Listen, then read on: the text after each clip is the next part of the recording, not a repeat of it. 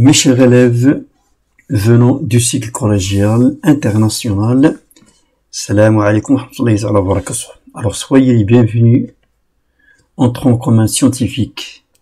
Dans cette vidéo, Inch'Allah, les vidéos qui vont suivre, vous allez assister à des cours que vous avez déjà vus pendant votre parcours en cycle collégial, mais avec un peu plus de détails. Alors j'espère que ça va vous être utile à comprendre ce que vous allez assister en classe.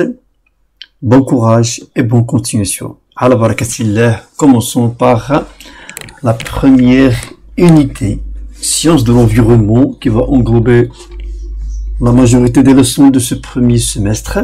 Chapitre 1, la sortie écologique. Donc, comme vous avez vu en première année, cycle collégial, la sortie doit être préparée en classe avant d'y assister à cette sortie. Donc, commençons par les techniques d'études sur le terrain. Alors, commençons par savoir quelques informations concernant l'écologie.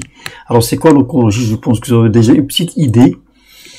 Alors, le mot écologie, il a fut inventé en 1866 par le biologiste allemand Ernst Haeckel. Il est du grec wax, c'est-à-dire la maison ou habitat, et le mot logos, comme vous le savez, science ou bien étude. Donc, l'écologie est la science qui étudie la relation entre les êtres vivants, humains, animaux et végétaux, et le milieu organique ou inorganique dans lequel ils vivent. Donc, l'écologie est une science pluridisciplinaire. Donc, la discipline, plusieurs disciplines, qui fait appel à d'autres sciences, comme on a besoin de la biologie, de la pédologie, de la géologie et aussi des mathématiques pour des calculs. Alors voilà, monsieur Ernst Haeckel, qui a été né en 1834, le 16 février à Boston. Alors, quelles sont les différentes techniques utilisées en écologie? Quelles questions qu'on peut poser en introduction? Qu'est-ce qu'un écosystème? Et quelles sont ses caractéristiques? Et à la troisième question, quelle relation peut-il exister? Les relations qui peuvent-ils exister entre les différents êtres vivants? Alors, les techniques adaptatives à l'étude écologique sur le terrain. Donc, l'étude écologique sur le terrain nécessite la maîtrise, c'est-à-dire bien comprendre des connaissances scientifiques, bien sûr, et aussi des techniques spécifiques pour l'étude de l'écologie. Alors, question, quelles sont les techniques utilisées en écologie sur le terrain? Quelle démarche utilise-t-on pour l'étude écologique sur le terrain? Et quelles sont les connaissances scientifiques qu'on doit savoir spécifiques à l'écologie? Tout ça pour l'introduction. Bon, vous voyez voir ici un schéma qui représente un milieu naturel. Vous avez des arbres de différentes tailles. Vous avez un wadi ici. Et vous avez plusieurs éléments constituant un écosystème, comme vous l'avez vu en première année. Donc, l'étude, ou bien les techniques d'étude sur le terrain. Commençons par la répartition. Comment les végétaux sont répartis dans un tel milieu naturel? Commençons par la première activité numéro 1. Alors, voyez voir quelque chose qui attire l'attention que je viens de dire tout à l'heure. Ici, j'ai tracé des lignes de couleur rouge et essayez de voir de quoi il s'agit. Voilà, ici. Voilà, un autre niveau. Voilà, un autre niveau. Celui-là, voilà, un peu plus bas. Voilà, un peu plus bas. Et voilà. Donc, si vous le constatez, j'ai signalé la hauteur de différentes plantes qui se trouvent dans ce milieu naturel. Donc, dans une forêt, existe une distribution des plantes en étages superposés appelés strates. Le document suivant nous donne une représentation schématique de la stratification verticale, c'est-à-dire du bas vers le haut, du haut vers le bas, des végétaux d'une forêt. Donc, voyons voir ici quelques plantes dans un écosystème, dans un milieu naturel. Les chênes, les graminées, voilà, des différentes tailles. On va pas lire toutes les plantes qui sont ici, mais on va essayer de voir. Alors, on vous demande de nommer les strates numérotées A, B, C. Voilà, donc A, B, C, D, et en bas, O. Donc, on a fait des petits pour limiter les différentes hauteurs des plantes qui existent dans ce milieu naturel. Alors, et on vous demande ici sur quels critères, vous avez vu les critères en classification en première année, on s'est basé pour effectuer ce classement. Alors, commençons par la première. Donc, ici, cette première-là, voilà. C'est une strate qui s'appelle la strate arborescente, du mot arbre.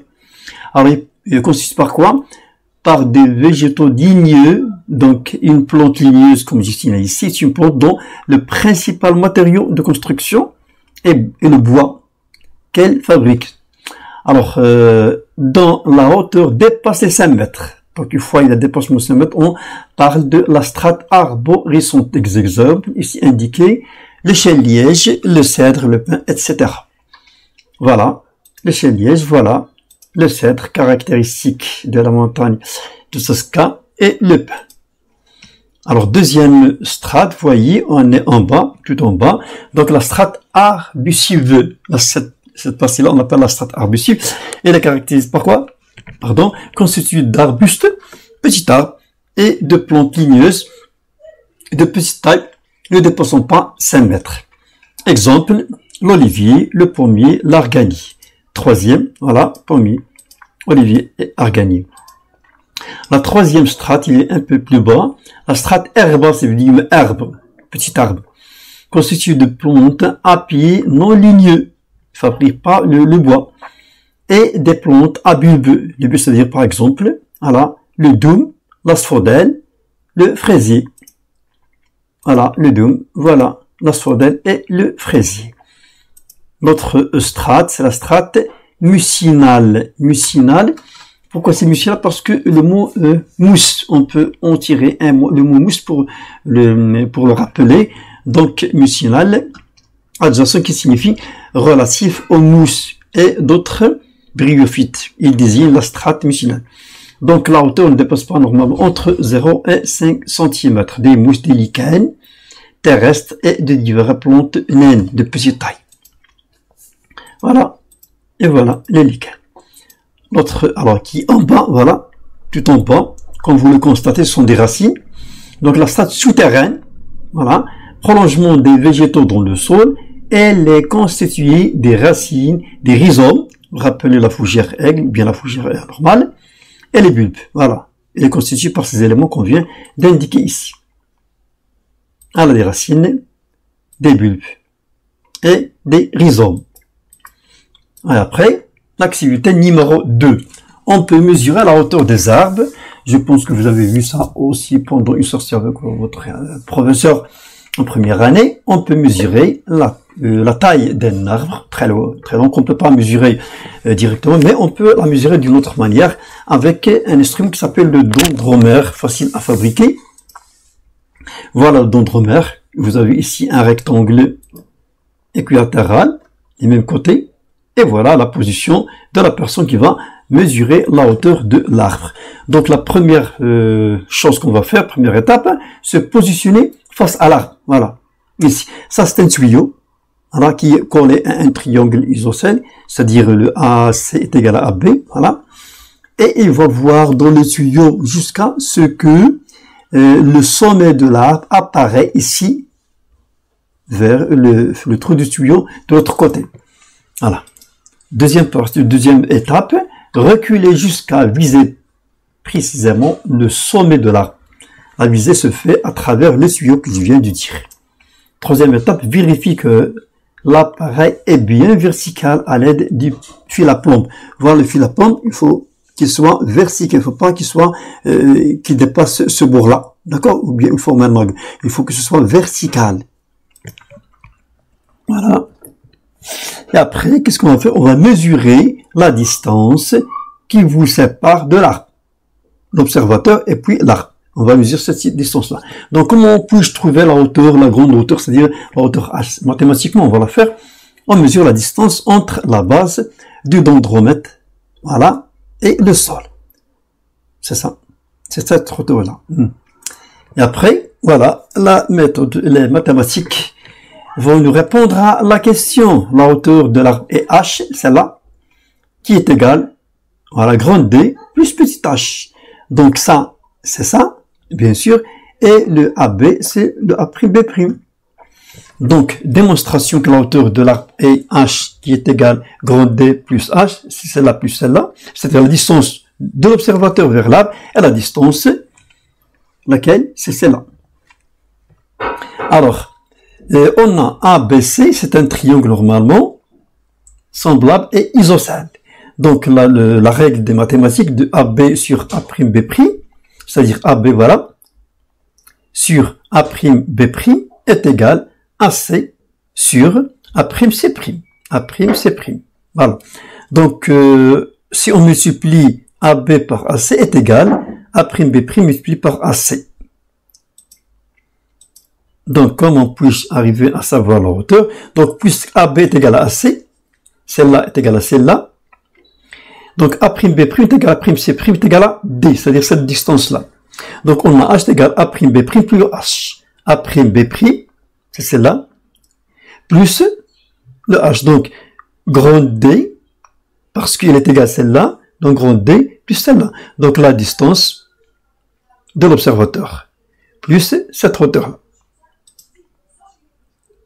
Un exemple ici que vous avez ici, donc on mesure cette distance-là de l'observateur, et puis cette hauteur-là. Celle-là, 1,60, et celle-là, 8,50. Donc, ça donne la somme de, donc l'arbre mesure 10,10 mètres. Alors, en conclusion, dans le milieu naturel, comme les forêts, les végétaux sont les plus souvent disposés en strates. Chacune de ces strates est caractérisée par une hauteur linéaire déterminée et par un type d'appareil végétatif. Ce soit des plantes ligneuses ou bien des plantes non ligneuses, des arbres. Alors, répartition maintenant horizontale. On a vu tout à l'heure la répartition végétale. Maintenant, la répartition horizontale. Réalisation d'une coupe horizontale de la répartition des végétaux. Prenons comme exemple celle-là. Donc, comment va-t-on voir? Donc, voilà un document. Il est prêt. Mais comment va-t-on obtenir cette coupe horizontale de la répartition des végétaux? Voyons voir maintenant les étapes. Donc, après avoir analysé cette figure, montrer quelles sont les étapes nécessaires à la réalisation de ce document tout entier. Alors, on commence par quoi? Donc, la coupe horizontale, la répartition des végétaux, réaliser un profil. Donc, on doit premièrement réaliser un profil topographique. Donc, voilà la carte topographique de la région demandée. Et puis, on va tracer un profil. Réaliser un profil topographique à partir de cette carte topographique. Vous avez vu ça en première année. Selon l'axe des Sud. C'est celui-là, cet axe-là. Donc, la première étape. Voilà le profil dans la région dont on a vu tout à l'heure. Ça, c'est le profil qui nous dit différentes, le relief de la région. Et puis, on représente sur quoi? Sur le profil différents types de végétaux qu'on a rencontrés de ce point-là vers ce point-là. Puis, on va représenter les rivières, c'est des rivières, les routes, les constructions, la direction, c'est-à-dire le nord, bien le sud, bien l'est, l'ouest, etc. On est sur les différentes symboles. Donc, voilà, on va représenter les différentes plantes qu'on a rencontrées. Voilà. Jusqu'à la fin. Et après, on va indiquer les directions qu'on a. Donc, dans cette partie-là, se trouve dans l'ouest-nord-ouest. Ici, l'est, en direction de l'est, sud-est. Voilà une route et ici, voilà un oued. Donc, on dénomme les espèces indiquées. Et voilà le nom des différentes plantes qu'on a rencontrées dans cette région selon la coupe qu'on a dit tout à l'heure. Voilà l'aspect général. Dès qu'on va ajouter un titre, la répartition horizontale des plantes au niveau de oued et crèche. Alors, on vous demande de proposer des hypothèses qui peuvent expliquer la répartition. Pourquoi il y a cette répartition plus particulière de grandes réussies, des plantes qui sont de la taille moindre et de petite taille, etc. Pourquoi il y a cette répartition? Donc, la répartition des végétaux dans cette région peut être due à des facteurs. Alors, la nature du sol, vous le connaissez ça, on va étudier ça pour les facteurs édaphiques, c'est-à-dire les facteurs du sol, l'acidité, les différents types de sol. Voilà, les autres, ou bien les facteurs climatiques, la température, etc. Alors, et on a l'intervention de l'homme peut aussi influer sur la répartition de ces végétaux dans cette région-là. Bon, ici, vous avez la répartition des végétaux dans un milieu aquatique, c'est-à-dire dans l'eau. Voilà un exemple, une coupe horizontale de la répartition des végétaux à Daïs-Sidi Bouraba. Donc, la figure suivante représente une coupe horizontale de la répartition de la végétation au niveau de Daïs Bouraba. l'ouest de Média, bien l'ouest, je m'excuse, de Média, région de Rabat. Alors, ici, cette Daya de Sidi Bou Rabat est un milieu aquatique caractérisé par l'influence de plusieurs facteurs physiques, chimiques. On y trouve, dans cette Daya-là, une multitude, plusieurs espèces de végétales qui sont distribuées selon les facteurs biologiques, parmi lesquels on a dit tout à l'heure, déterminés par le milieu et les besoins de ces plantes. Certaines de ces plantes sont immergées dans l'eau, c'est-à-dire à l'intérieur de l'eau. D'autres sont hygrophiles, c'est-à-dire hygrophiles, je l'ai indiqué ici pour savoir le terme de quoi il s'agit, formant une ceinture autour de la Daya. Donc cette ceinture, ces plantes qui entourent la Daya, ce sont des plantes qui aiment beaucoup l'eau, que ce soit des végétaux de grand tas, de petits tas, donc ils ont besoin d'une très grande quantité d'eau. Ils aiment aussi l'humidité. Alors, merci de votre attention. Toujours, je vais vous laisser avec une citation. Ça peut vous intéresser dans votre vie. Alors, de toutes les sciences que l'on peut et doit savoir, la principale, c'est quoi? C'est la science de vivre de manière à faire le moins de mal et le plus de bien possible. Il a été dit par Léon Tolstoï. Merci de votre attention. J'espère que ça va vous intéresser pour la préparation de votre cours. Merci bien et à la prochaine, Inch'Allah.